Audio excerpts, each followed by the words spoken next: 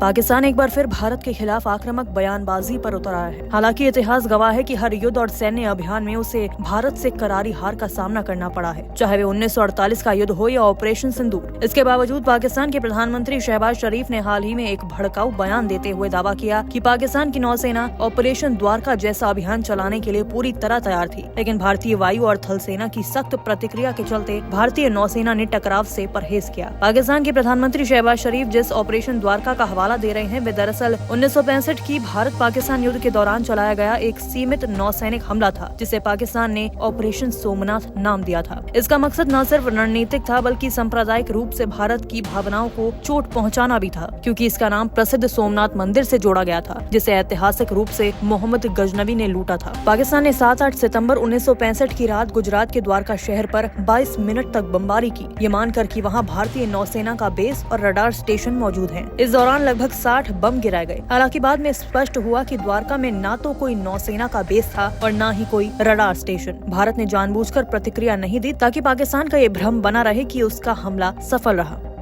इससे भारत को कोई सैन्य या नागरिक नुकसान नहीं हुआ। रेलवे स्टेशन, मंदिर और अन्य संरचनाएं पूरी तरह से सुरक्षित रही, लेकिन पाकिस्तान अब तक ये मानता रहा है कि उसने भारत के नेवल बेस को तबाह कर दिया, जबकि हकीकत उसके उलट है। ये गलतफहमी 1971 के युद्ध में पाकिस्तान को भारी पड़ी, जब भारत ने निर्णायक जवाब देते हुए उसकी नौसेना को कराची में बुरी तरह तबाह कर दिया। इस हमले में भारत ने कराची के नेवल बेस, तेल डिपो, नौसैनिक जहाजों और रडार सिस्टम को पूरी तरह से तबाह कर दिया। 1965 की भारत पाकिस्तान युद्ध में भारत ने नौसेना का इस्तेमाल सीमित रखा और पूरे फोकस थल सेना और वायु सेना पर किया। इस रणनीति के चलते पाकिस्तान को जमीनी और हवाई मोर्चे पर करारी शिकस्त का सामना करना पड़ा, लेकिन इसके बावजूद पाकिस्तान को ये गलतफहमी बनी रही कि उसकी नौसेना को चुनौती नहीं मिली और वे भारतीय नौसेना पर भारी है। ये हमला पाकिस्तान के लिए न सिर्फ सैन्य बल्कि रणनीतिक रूप से भी बहुत बड़ा झटका था, जिसने उसकी गलतफहमी को पूरी तरह चकनाचूर कर दिया। आपको बता दें कि शहबाज का ऑपरेशन द्वारका वाला बयान ऐसे समय में आया है जब हाल ही में भारत ने पाकिस्तान के 12 से अधिक एयरबेस पर सीधे हमले किए थे। ऐसे में शहबाज शरीफ की ये टिप्पणी न केवल असत्य प्रतीत होती है बल्कि ये भी दर्शाती है कि पाकिस्तान हार के बावजूद उकसावे और धमकियों की अपनी पुरानी नीति से पीछे नहीं हट रहा। जिस नेता को हालिया घटनाओं के बाद आत्ममंथन करना चाहिए था, वे अब भी गीदड़ भभकियों में व्यस्त है। पाकिस्तान के प्रधानमंत्री शहबाज शरीफ ने कहा कि जमीन और हवा में हार के बाद भारत की नौसेना पाकिस्तान के सामने आने की हिम्मत नहीं कर सकी। ये बयान पाकिस्तानी अखबार द ट्रिब्यून में प्रकाशित हुआ। पाकिस्तान की आदत रही है कि वह सच्चाई से मुंह मोड़कर खुद के पक्ष में झूठा नैरेटिव गढ़ता है और ऑपरेशन द्वारका इसका एक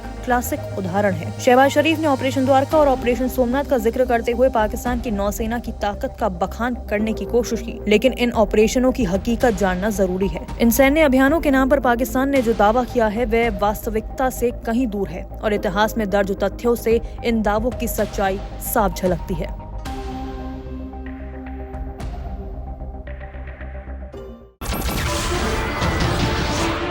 नमस्कार, मैं हूं मानक गुप्ता। अगर आपको हमारा ये वीडियो पसंद आया हो तो इसे लाइक और शेयर जरूर करें, और हाँ, हमें सब्सक्राइब और फॉलो करना ना भूलें ताकि आप देश और दुनिया की कोई खबर मिस ना करें। तो जुड़े रहिए हमारे साथ और देखते रहिए न्यूज़ 24।